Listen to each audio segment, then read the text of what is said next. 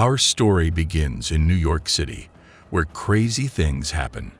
Right now, for instance, there's a giant Greek god emerging from the sea only to shrink to human size. Poseidon then walks to the Empire State Building to meet Zeus. Normal night in Manhattan, nothing to see here. Pointing at the night sky, Zeus asks his brother where the lightning went. He knows that they cannot steal from each other, but their kids still can. But our children aren't. Poseidon is offended at the insinuation. His son Percy is just a regular boy who has no idea that Zeus is even real, so how the hell could he be stealing from him? Not bothering to answer that, Zeus gives him 14 days. Brat better have that lighting, or it's war. I shall join you, Percy. Then we meet Percy at the school pool. He's been holding his breath underwater for 7 minutes, and his friend Grover is a lot less shocked than he should. Just a regular kid, right? At English class, the subteacher asks him to explain a Shakespeare quote. Percy says he doesn't know what it means instead of telling the truth. He doesn't know what it says. He has dyslexia, and it seems to be getting worse. That's what he tells his mom, Sally, when he gets home after school. Unfortunately, her husband Gabe is also home, and he's a total pig. Percy asks her why she is with a guy like that. Why do you stay with that? Who treats her like garbage and makes no contribution to the family at all. Sally simply says he's helpful in ways that Percy wouldn't get. So it appears that everyone has something to hide from this kid, including ancient gods. Speaking of them, Percy's field trip to the museum is very conveniently themed. Mr. Brunner is explaining about the 3 rival brothers, Zeus, Poseidon, and Hades, who have picked on each other since forever. Sometimes they hook up with mortals and make a few demigods. As the group moves on, Miss Dodds tells Percy they need to talk. We need to talk. She takes him to another room. By now, he has realized this can't be good, but he surely isn't expecting her to become a winged monster and attack him. The thing says it wants the lightning bolt he stole. You're gonna tell me what I need to know about Key House. We already know what this is about, but Percy is clueless. We can't say the same for Mr. Brunner. Arriving with Grover, he talks to that creature like it's a kid he caught running in the hallway. The monster takes off and Percy freaks out. Brunner refers to the thing as a fury and asks Percy what it wanted. When they hear that a lightning bolt was mentioned, their concern level is significantly raised. Mr. Brunner tells Grover they must move Percy to the camp right away. He's no longer safe here. Then he gives Percy a pen and says it's a powerful weapon, to be used only as a last resort. Pressed by his friend, Grover says he's his official protector. Percy fails to properly hide his doubts about that. Then Grover says they must warn Sally. When they get there, Gabe is mad at the interruption and grabs Percy. That's when he sees Grover wasn't joking about the protector thing. Sally understands the urgency of the situation and agrees to drive the boys to that camp Mr. Brunner mentioned. It's a place for very special people, she says. Percy is agitated and beginning to resent the fact that he's been very clearly lied to for a long time. But she shuts him up by saying this is about his father. Apparently, this is the first time they talk about him. Sally says he was a great guy who loved them both very much but was forced to leave. Percy is not buying it, but before he can demand more about it, a cow falls from the sky and makes Sally lose control of the car. Yep, you heard that right. Raining cows. And that's not even the weirdest part. It turns out Grover is half goat. And there's no time to explain that either because that was not a flying cow. There's a colossal minotaur throwing heavy stuff at them. When they reach Camp Half-Blood, Sally is unable to cross the gates. Like a fancy club that won't accept mere mortals, the place repeals her. Because that's what she is. A mere mortal. The Minotaur, however, is more than happy to have her. She begs her son to stay inside the gate because he's safe there, but he ignores her protests. She said she was my ex. Grover reminds him of that pen Mr. Brunner gave him. Once clicked, the pen turns into a sword. The Minotaur makes Sally vanish into gold dust before charging. Never having faced a mythical opponent before, Percy soon loses his sword, but he proves to be resourceful anyway, defeating the Minotaur using one of his own horns. All that excitement is too much for a poor teen, and he passes out. Percy wakes up 3 days later in the camp infirmary. He even tries to convince himself it was all a nightmare. Some crazy dream. But Grover's hooves are there to disabuse him of that notion. His best friend is a satyr, his mom is gone, and he's still in some kind of danger. During the camp tour, Grover slowly breaks it to Percy that he is no regular boy. He's one of the many demigods scattered around the world. This place is where they come to learn more about themselves and develop their fantastic abilities. As you can imagine, Percy finds it all hard to believe. Not only because it's outlandish, but because of the way he sees himself. He's that kind of kid with a collection of diagnoses. Doctors and specialists who tried to help him had nothing but acronyms to offer. Eventually, he began to believe he was just a loser. But Grover points out he has fought a Minotaur and did not lose. How many people can say that? All that stuff gets paused when Percy sees Annabeth. She is the daughter of Athena, the goddess of wisdom. Grover warns him not to mess with her, and he says there's someone else he needs to see. No staring. Keep it moving. It's Mr. Brunner. Just like Grover, his previous appearance was just a trick to hide his true nature, and his name is Chiron. He tells Percy is the son of Poseidon, and that makes him even more special than his fellow demigods, because his dad is one of the big three. That it might sound super cool, but it also means his power is a threat to Zeus and Hades. This is why his true identity was kept a secret and poor Sally had to marry a smelly man, so that it would mask the boy's divine scent. Poseidon built the camp for Percy, so he could have a place to go during dangerous times. Percy asks why he's in extra danger now and what's up with that bolt people keep mentioning.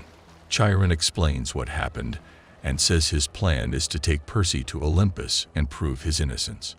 But it's a long journey there, and he must be combat ready before they can cross the gates again. Now in full armor, Percy meets the camp leader, Luke, son of Hermes. I'm Luke, son of Hermes and camp leader. He'll be joining his team, the Blue Soldiers, to play Capture the Flag. Percy is surprised at his own natural talent and also at how seriously the other boys are taking the whole thing. But when he gets to the flag, Annabeth is there too, and she is definitely the toughest of them all. Grover suggests an interruption to save his friend, but Chiron tells him to shut up and enjoy the show. Should we get in there and stop him? She's killing him, man. You gotta be kidding. When Percy is all but defeated, he can hear Poseidon's voice telling him the water will give him power. The boy crawls to the river with great effort. The moment his hand touches the water, his wounds are healed and his strength is restored. It's an easy victory now, and not even Annabeth can stand in his way. At night, she talks to Percy about their parents. Poseidon and Athena have been fighting each other since forever. As the new generation, maybe they are meant to keep that war alive. But maybe not. Annabeth is a demidril on fire, but she can't tell which direction the flames are going yet. Just haven't decided if they're positive or negative yet. Suddenly, a party-crashing demon comes to ruin the mood. It's Uncle Hades, and he's here to make a trade. He tells Percy his mother is still alive, and he can have her back in exchange for the lightning bolt. As soon as he vanishes, Percy wants to go find Sally in the underworld. Chiron points out that he doesn't have the bolt. You don't have the bolt. If shows up down there empty-handed, that won't go very well for him or Sally. The boy insists that he could simply tell the truth and swear he's never even seen the bolt.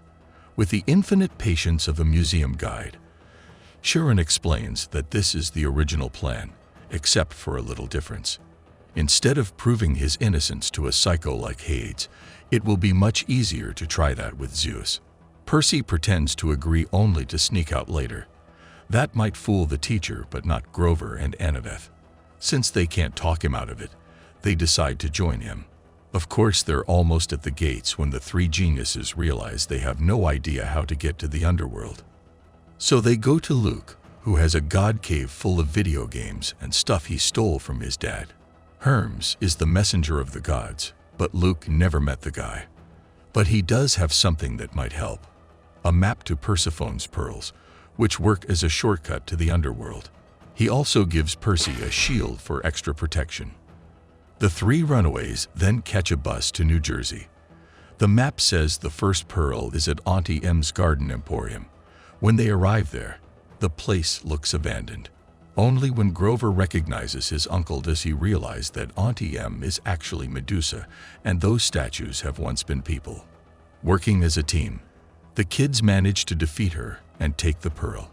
They even bag her head to be potentially weaponized if necessary. Now that they have the first peel, the map shows the location for the next one. It's in Nashville, at a place called Parthenon. It's a long drive, and they decide to stop for the night. Percy and Annabeth have a chance to talk a bit more.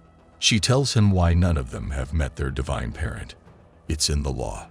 Zeus has forbidden any contact between the gods and their demibabies. The gods couldn't have physical contact with their mortal offspring. In the morning, they get to the Parthenon, or the trifle store version of it anyway. The second pearl is easy to find, but not that easy to grab. They hide in the bathroom until the park closes and get to work. Annabeth puts the janitors to sleep, and Percy puts on a pair of winged shoes they got from Luke. They're not so easy to pilot, but after a few tries, that pearl pops into Percy's hand. Well, that was simple, except that the janitors are awake. And they are not janitors. They are not even a they. Each one is a head of a hydra, and they're asking for the lightning bolt. Percy must have missed the class about the heads growing back twice as many, because he chops them off like broccoli florets before Annabeth can warn him. In the end, the only way past the beast is Medusa's sexy gaze. Whoa! At a local diner, they see something alarming on the news. A huge storm cloud is expanding over several countries in Europe and making its way towards the US. The gods are not happy. That means they must hurry. The last pearl is in Vegas. The kids arrive at the Lotus Casino after a long journey, and they didn't have much time to eat properly. So when they're offered free food, they take it, of course. Suddenly, their mission doesn't seem that important. The colors are vibrant, the music is contagious, and these three idiots are totally high now. They can't even remember what they came here to do. Then, Percy sees the pearl and slowly understands what's going on. He forces the other two to snap out of the trance before grabbing the pearl. Then they get into a prize car that's on display and drive out of the casino without bothering to find a door or gate. The map finally tells them the entrance to the underworld. It's in Hollywood. Not too far away considering their original deadline, but to their complete horror, they realize they've spent 5 entire days at the casino. That storm cloud has now covered most of the country. Many states are experiencing severe weather and evacuations are underway. Once they arrive at the Hollywood sign, a hole opens up between the letters. It's the door to the underworld, and they have a tough bouncer, the ferryman, who tells them to die and then come back. Die and come back. As that sounds a bit extreme, they try to bribe the man, and it totally works. He takes them through the river Styx up to Hades' palace. After the hellhounds are called off by Persephone, Percy finally gets to meet his favorite uncle. Hades says Zeus has trapped him in this crappy place. The lightning bolt is his ticket out. Percy swears he doesn't have it, but Hades doesn't believe him. He says he'll honor their deal, but only if Percy does the same. To prove it, he releases Sally for a moment. Percy rushes to hug her, dropping the shield. Now what's that sparky thing hidden in that shield? It couldn't be the damn bolt, could it? Because that would mean it was there all the time, ever since Luke gave it to Percy at the camp. You know, that same Luke who never warned them about Medusa, or the Hydra, or the Lotus Trap.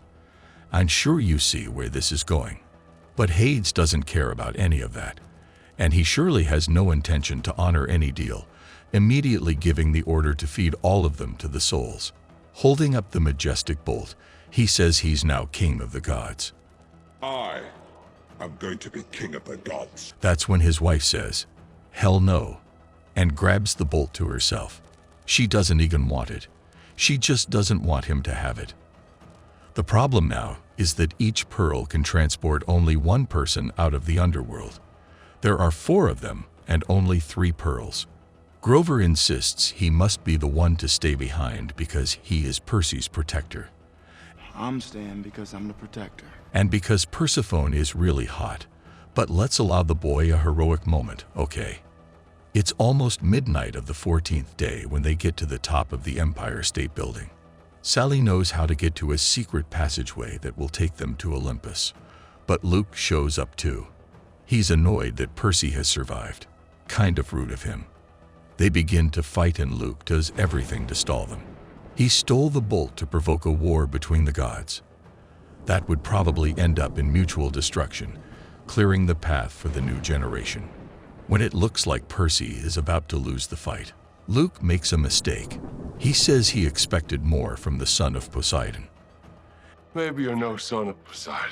And that arrogance is what brings him down, because it reminds Percy of who his father is and what he can do, controlling all the water available around them. He becomes much more powerful and easily defeats Luke.